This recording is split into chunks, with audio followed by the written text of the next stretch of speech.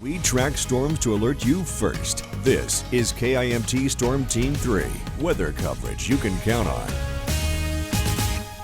Hey, thanks for sticking with us here at 6. It's time to talk weather with Chief Meteorologist Aaron White, who joins us now. And Aaron, I just got a text message from one of my friends, Missy, and she asked me if Aaron ate something blue before he came on air. And he's like, Whoops. oh, can you tell? Jolly Ranchers. Whoops, yeah. Yeah, the Blue Raspberry Jolly Rancher, my favorite. And I'm like, You have to go with cherry or watermelon before broadcast. I'll remember that next time. It's just like I was just back there. I'm like, oh, this sounds good. I'm like, well, You guess were like, won't be doing that many, again. There's so many blues left. I think that might be the reason. Yeah. You can't go on air after eating the blue. Yeah, well, I learned now. For after hours. I'll get the cherry one next time. But as we talk about the forecast, we're talking about some pretty nice weather here coming our way as we go into tomorrow. We got sunshine. That's good news. But we are also going to be talking about the northern lights.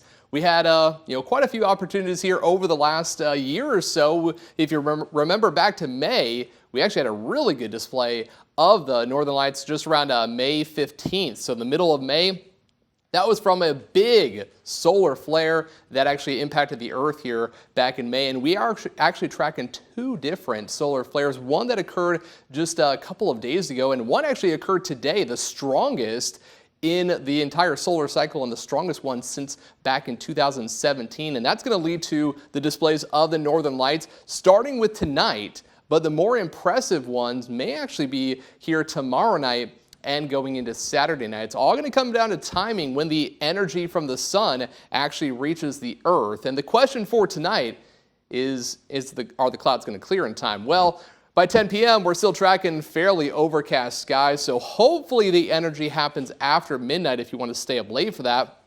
Because by midnight, we are tracking clear skies around Rochester back to Owatonna, still clouds in North Iowa, but the clouds will clear. So like I said, it's going to really come down to the timing of that solar energy. And the reason the northern lights actually happen is because you have that energy, the electrons and the protons from the charged energy from the sun interacting with the magnetic field of the Earth, and that is actually what causes the northern lights. You get just interactions of the energy with the field, and we'll likely have that happening here going into tonight and more likely Friday night and Saturday night. But like I said, for tonight, we're tracking the clouds and even the chance for some light rain showers.